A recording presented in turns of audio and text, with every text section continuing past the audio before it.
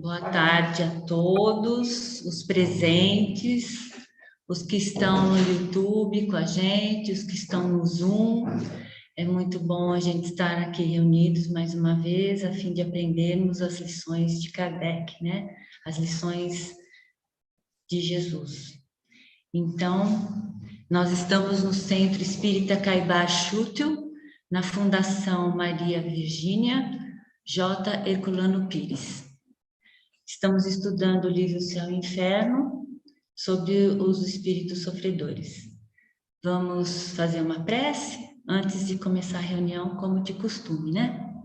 Então, vamos elevar nossos pensamentos a Deus, nosso Pai, a Jesus, nosso Mestre, agradecendo a oportunidade de estarmos aqui estudando, aprendendo aquilo que Jesus nos ensinou, seus ensinamentos de há 2000 anos atrás, que ainda a gente não incorporou nos nossos corações e nas nossas almas. Sei conosco, Pai, nesta nossa vida, nos abençoando, nos protegendo, amparando. Que a espiritualidade aqui também presente possa nos ajudar a termos uma reunião harmoniosa e muito proveitosa, para que a gente melhore a cada dia as nossas atitudes. Pai nosso que estais nos céus, santificado, Senhor, seja o vosso nome. Venha a nós o vosso reino, seja feita a vossa vontade, assim na terra como nos céus. O pão nosso de cada dia nos dai hoje. Perdoa, Pai, as nossas dívidas, assim como nós perdoamos aos nossos devedores. Não nos deixeis cair em tentação e livra-nos, Senhor, de todo o mal, porque vosso é o reino, o poder e a glória para sempre, que assim seja. Nós já estudamos no livro do... Sim. Nós vamos, como de costume, né? Abrir o Evangelho ao acaso. Peço que a Rosana, por favor, leia para a gente. Boa tarde a todos. Abrindo o Evangelho ao acaso. Bem-aventurados os pobres de espírito. Página 5, capítulo 7. O que se deve entender por pobres de espírito? Bem-aventurados os pobres de espírito, porque deles é o reino dos céus. São Mateus 5:3. A incredulidade se diverte com essa máxima. Bem-aventurados os pobres de espírito, como com muitas outras coisas que não compreende. Por pobres de espírito, entretanto, Jesus não entende os tolos, mas os humildes, e diz que o reino dos céus é destes, e não dos orgulhosos. Os homens cultos e inteligentes, segundo o mundo, fazem geralmente tão elevada opinião de si mesmos e de sua própria superioridade, que consideram as coisas divinas como indignas da sua atenção. Preocupados somente com eles mesmos, não podem elevar o pensamento a Deus. Essa tendência a se acreditarem superiores a tudo leva-os muito frequentemente a negar o que, sendo-lhe superior, pudesse rebaixá-los e a negar até mesmo a divindade. E se concordam em admiti-la, contestam-lhe um dos seus mais belos atributos, a ação providencial sobre as coisas deste mundo, convencidos de que são suficientes para bem governá-lo. Tomando sua inteligência como medida da inteligência universal e julgando-se aptos a tudo compreender, não podem admitir como possível aquilo que não compreendem. Quando se pronunciam sobre alguma coisa, seu julgamento é para eles inapelável. Se não admitem um mundo invisível e um poder extra-humano, não é porque isso esteja fora do seu alcance, mas porque o seu orgulho... A gente pede para desligarem o áudio, por favor, que a gente está ouvindo coisas e não está dando para escutar o Evangelho, por favor. Obrigada. Mas porque o orgulho se revolta à ideia de alguma coisa a que não possam sobrepor-se e que os faria descer do seu pedestal. Eis porque só tem sorrisos de desdém por tudo o que não seja do mundo invisível e tangível. Atribuem-se demasiada inteligência e muito conhecimento para acreditarem em coisas que, segundo pensam, são boas para os simples, considerando como pobres de espíritos que as levam a sério. Entretanto, digam o que quiserem, terão de entrar como os outros nesse mundo invisível que tanto ironizam. Então seus olhos se abrirão, reconhecerão o erro, mas Deus, que é justo, não pode receber da mesma maneira aquele que desconheceu seu poder e aquele que humildemente se submeteu às suas leis, nem aquinhoá-los por igual. Ao dizer que o reino dos céus é para os simples, Jesus ensina que ninguém será nele admitido sem a simplicidade de coração e a humildade de espírito. Que o ignorante que possui essas qualidades será preferido ao sábio que acredita mais em si mesmo do que em Deus. Em todas as circunstâncias, ele coloca a humildade entre as virtudes que nos aproximam de Deus e o orgulho entre os vícios que dele nos afastam. E isso por uma razão muito natural, pois a humildade é uma atitude de submissão a Deus, enquanto o orgulho é a revolta contra ele. Mais vale, portanto, para a felicidade do homem ser pobre de espírito no sentido mundano e rico de qualidades morais. Você quer? Eu comento uma parte que eu acho fundamental. Por exemplo, nós estamos pela primeira vez rodando aqui no YouTube. Para nós, eu e Rosângela, é uma dificuldade tremenda a gente falar aqui. E a gente teve muita dificuldade de ligar a câmera e tudo mais. A gente é universitário. A gente não fala, pergunta para os universitários. Pois é, os universitários aqui não funcionaram.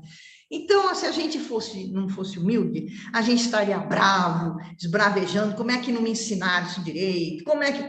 Então, não. A gente precisa ser simples.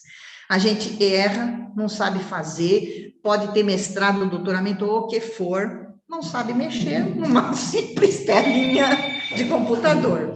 E pelo YouTube todo mundo viu que a gente não sabe nada, porque estava ligado o YouTube e todo mundo assistiu. Colocar na tela inteira? E assim, né, nós pedimos então desculpas de novo. Está aparecendo tudo aí. E nós aprendemos nessa própria lição que a humildade é isso, é a gente ser simples, a gente saber que pode errar e a gente pedir ajuda para os outros, como estamos pedindo agora para o Flávio, que o Flávio se virou na vez dele, e o Flávio vai pôr na tela inteira. Vocês dão uma licencinha? Pronto. Não, mas aí quando eu falar, que apareça só a minha imagem. Muito bem, aí nós estamos testando aqui, colocar na tela inteira em 3 universitários, como vocês estão vendo, e a nossa simplicidade tem que existir. Então, nós estamos, assim, com a humildade que nós devemos ter, e a gente está tentando continuar a reunião, e a gente não está conseguindo a tela inteira. Tudo bem, a gente fala sem tela inteira, se não der. Então, a lição de hoje é a humildade, a simplicidade. Então, com certeza a Rô deve ter outras coisas para comentar. No meu comentário seria isso. A gente não está conseguindo mexer no computador. E a gente tem universidade e isso não serve para nada. Para esse caso, não serviu. Então, a gente aprende a humildade com isso. E a Rô vai fazer o comentário dela. Rô, faz seu comentário e vamos assim mesmo. O pessoal já entendeu que a gente não sabe nada.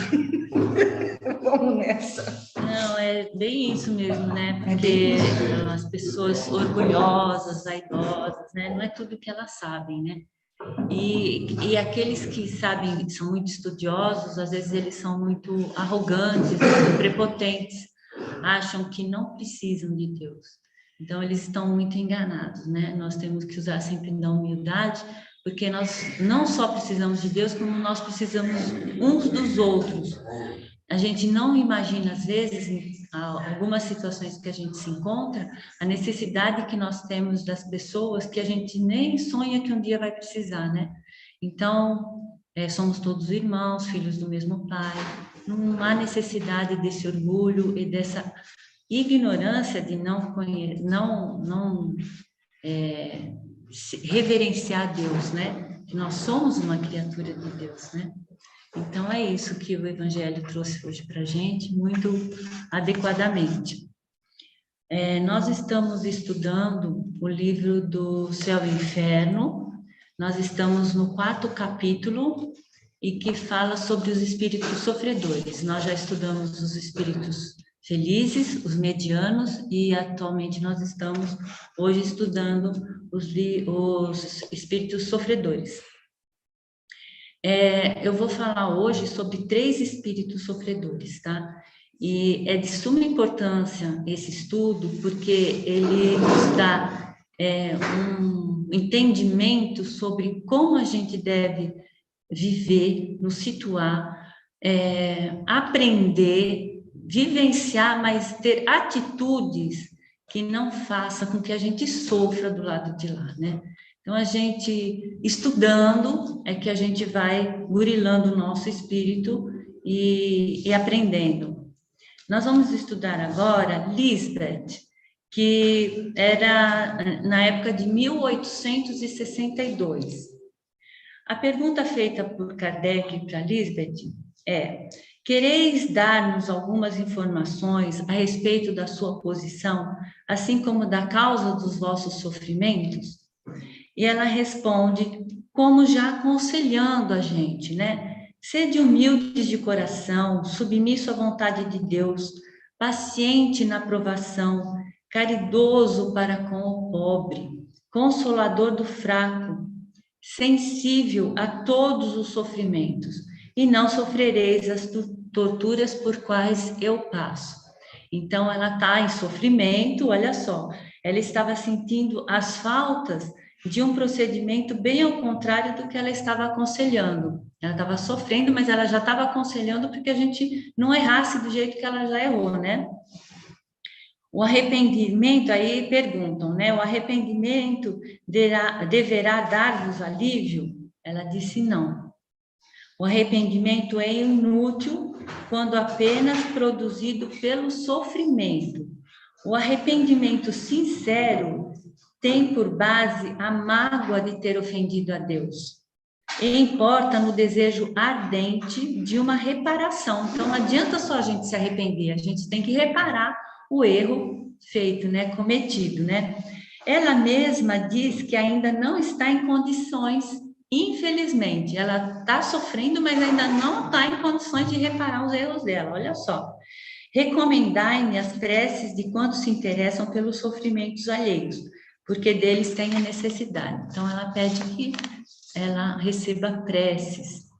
Aí tem uma explicação da doutrina, que diz assim: o sofrimento, às vezes, provoca um brado de arrependimento, um leve arrependimento, mas não é uma expressão sincera do remorso por ter feito o mal, porque se o espírito deixar de sofrer, ele vai continuar no mesmo erro.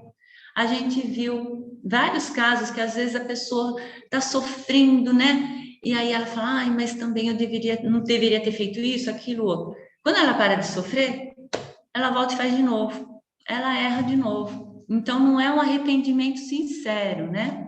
Eis porque o arrependimento nem sempre acarreta a imediata libertação do espírito. É necessário provar a sinceridade e firmeza de arrependimento e passar por novas provações, reparando o mal praticado. Lógico, tem que reencarnar e passar pelas provações. Mediante cuidadosamente sobre todos os exemplos citados aqui no livro, encontraremos nas palavras dos espíritos, mesmo dos mais inferiores, profundos ensinamentos, nos informando os mais íntimos pormenores da vida espiritual. Então, é bom que a gente estude mesmo para a gente ter noção do que se passa no lado de lá, né? Aí eles perguntam, poderei dar-me alguns pormenores da vossa última existência corporal? Aí ela vacila um pouco, pensa se vai falar ou não, mas aí ela responde, tive um nascimento de elevada condição, possuía tudo que os homens julgavam a fonte da felicidade. Rica, tornei-me egoísta. Bela, Fui vaidosa, insensível e hipócrita. Nobre, era ambiciosa. Esmaguei com o meu poder aqueles que não se arrojavam aos meus pés. Oprimia ainda mais os que sob ele se colocavam. Esquecida também que a cólera do Senhor esmaga cedo ou tarde as mais altivas frontes. Aí pergunta, em que época vivestes? Há 150 anos, na Prússia. Fazia 150 anos que ela estava em sofrimento e não estava arrependida totalmente. Aí perguntam, puxa, mas 150 anos e não fizeste nenhum progresso? Ela disse, não, tu não podes avaliar a influência que a matéria ainda exerce sobre mim. Ela se sentia mesmo após 150 anos presa à matéria.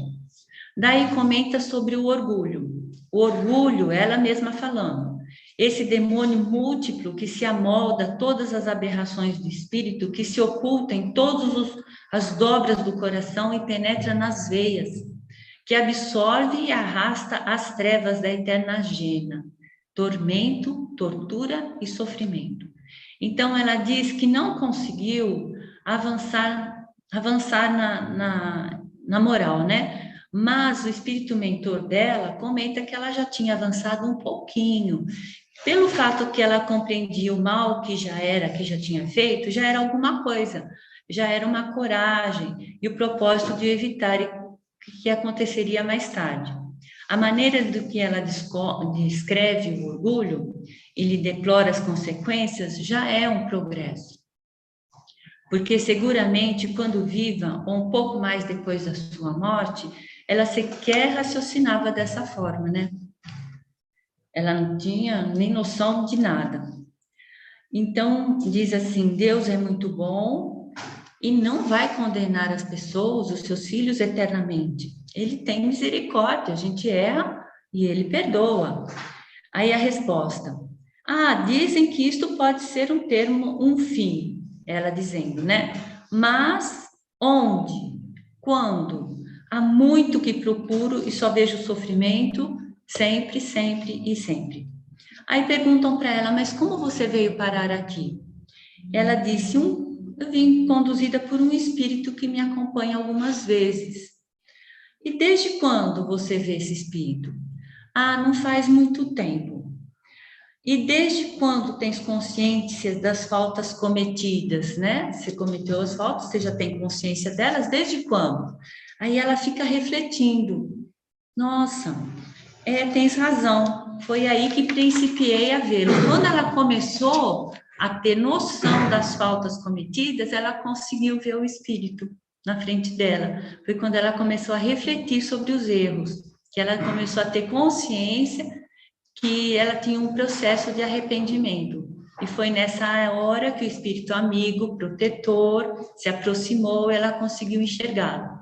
Até então, ela não via, porque a vibração dela era diferente, né?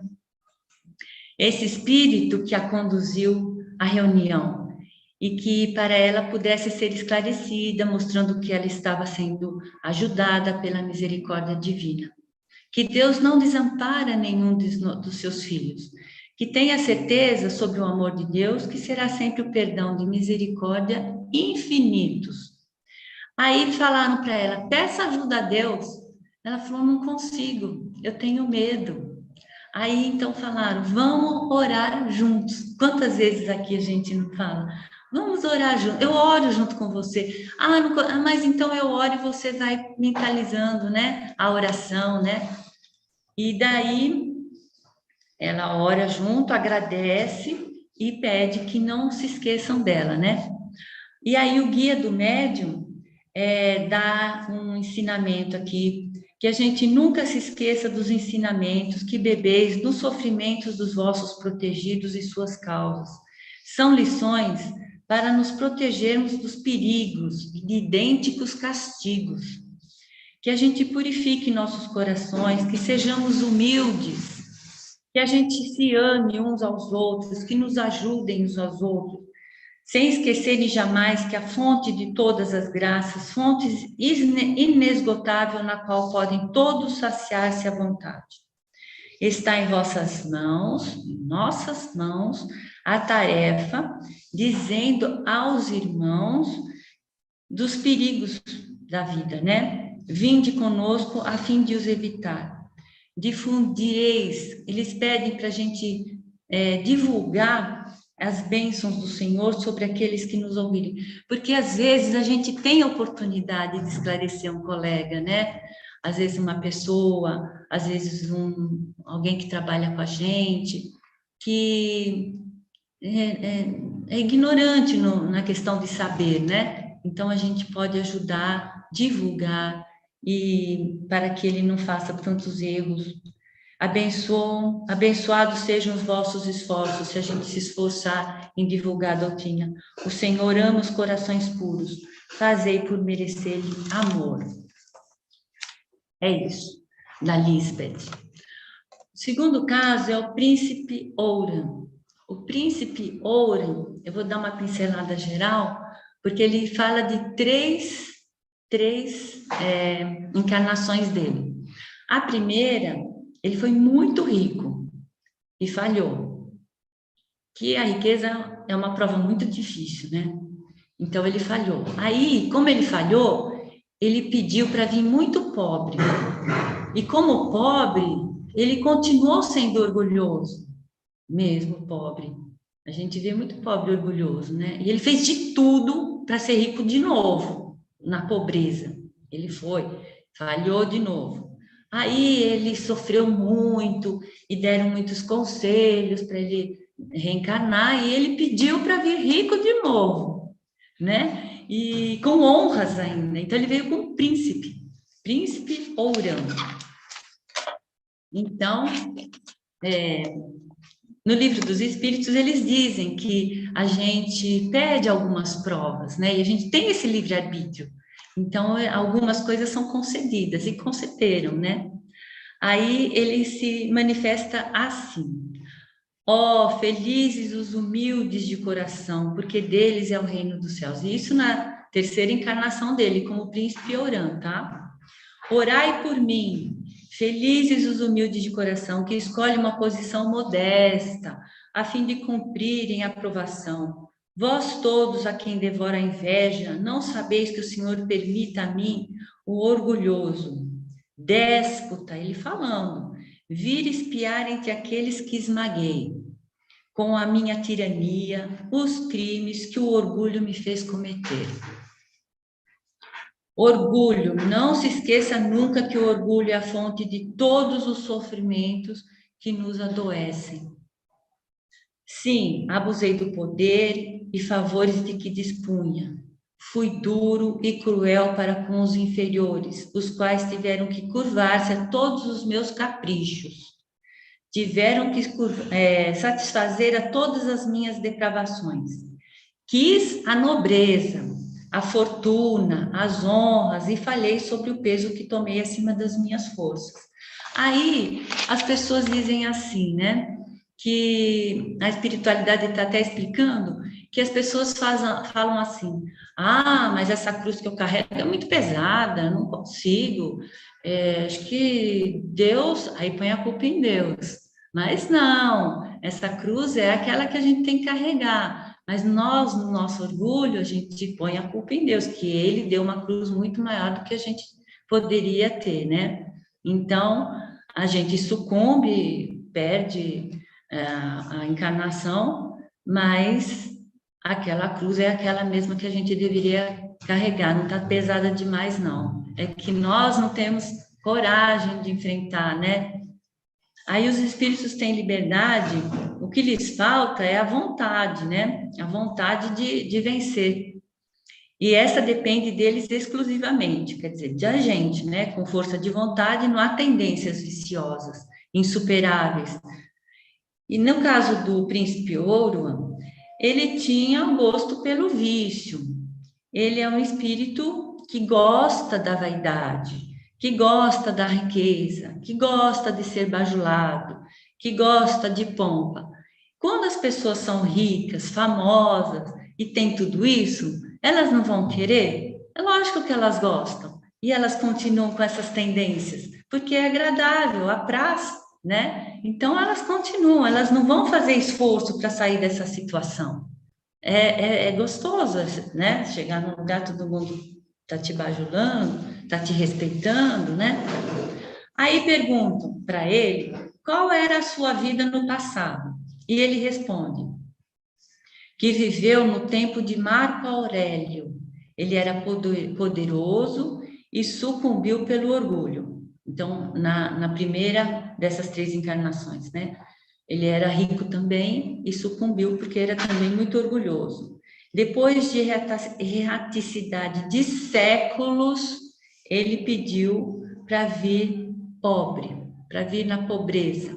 Ele era estudante, ele mendigou o pão, mas o orgulho continuava com ele. Evoluiu intelectualmente, mas não em virtude. Sábio, ambicioso como pobre, vendeu a alma a quem mais dava, servindo a todas as vinganças, a todos os ódios. Sentia-se culpado. A consciência acusa, né? Falou, tá errado, né? Mas a sede de glórias e riquezas, ele estrangulava a consciência dele. Aí ele continua contando. Eu quis, enfim, na minha última encarnação, ter uma vida de luxo, que foi essa de príncipe ouro, né? E poderio, e no intuito de dominar os tropeços sem atender os conselhos. Era ainda o orgulho levando-me a confiar mais em mim mesmo do que nos protetores amigos que sempre velam por nós. Então, ele já tinha sido rico, falhou, foi pobre, falhou e pediu a riqueza de novo. Aí ele diz: orai comigo e por mim, irmãos de sofrimento. O orgulho é inimigo da felicidade. E aí, quem fala agora é o guia do médium, que o médium, ele estava em dúvida sobre a veracidade dessa comunicação, porque o espírito que parecia moralmente inferior, ele usava de uma linguagem muito inteligente, muito intelectualizada. Então, o guia confirma que a comunicação era assim do príncipe, mesmo que era real e séria, que ele evoluiu na intelectualidade, mas não na moral. Diz que o que lhe faltava era a humildade, né? É isso. Deu para entender, né, do príncipe ouro, né? E agora o último é do Pascal Lavic. Também vou dar uma geral. Pascal Lavic, ele era um marinheiro e ele foi numa rajada de água do mar, ele foi lançado no mar. E ele ficou por 8 meses no mar, junto com o corpo físico dele, junto. E aí ele sofreu muito, né? E pede muitas, muitas, muitas preces, tá?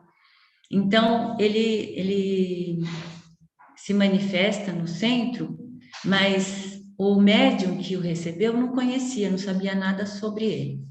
Então, ele se manifesta dizendo assim: creio na bondade de Deus, na sua misericórdia, que ele se compadecerá do meu espírito. Tenho sofrido muito, muito, muito. Pereci no mar. Meu espírito ligado ao corpo vagou por muito tempo sobre as ondas. Ele ficou no mar, naquela geleira, naquelas tormentas do mar. Aí ele interrompeu a comunicação e ele voltou 2 dias depois.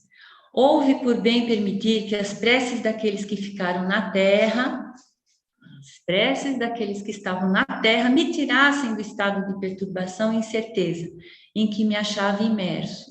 Esperaram-me por muito tempo e puderam, enfim, achar meu corpo.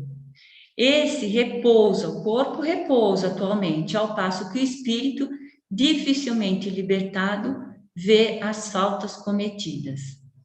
Consumada a provação, Deus julga com justiça a sua bondade, estende-se aos arrependidos. Por muito tempo, juntos erraram o corpo e o espírito, sendo essa a minha expiação. Mas ele não conta o que ele fez de errado, como os outros, né? Ele não fala nada, a gente não fica sabendo por que ele sofreu tanto tempo assim no mar. E ele aconselha, sigam o caminho reto se quiserdes que Deus facilite o desprendimento do vosso espírito. E continua, vivei no seu amor, isto é, o amor de Deus, orai, e a morte para tantos temerosa vos será suavizada pelo conhecimento da vida que vos espera. Agora ele continua contando a sua história. Sucumbi no mar e por muito tempo me esperaram. Não poder me separar do corpo era para mim uma terrível provação. Ele não conseguia sair do corpo dele. Daí ele pede preces, acreditando que quem ora poderá salvar aqueles que sofrem. Orar por ele a Deus de justiça. Arrependo-me e espero ser perdoado. Eu era um pobre marinheiro e há muito tempo que morri. E ele pede novamente, orai por mim. Aí Kardec pergunta, onde foi achado o vosso corpo? E ele diz que foi lá perto, aqui perto de vós.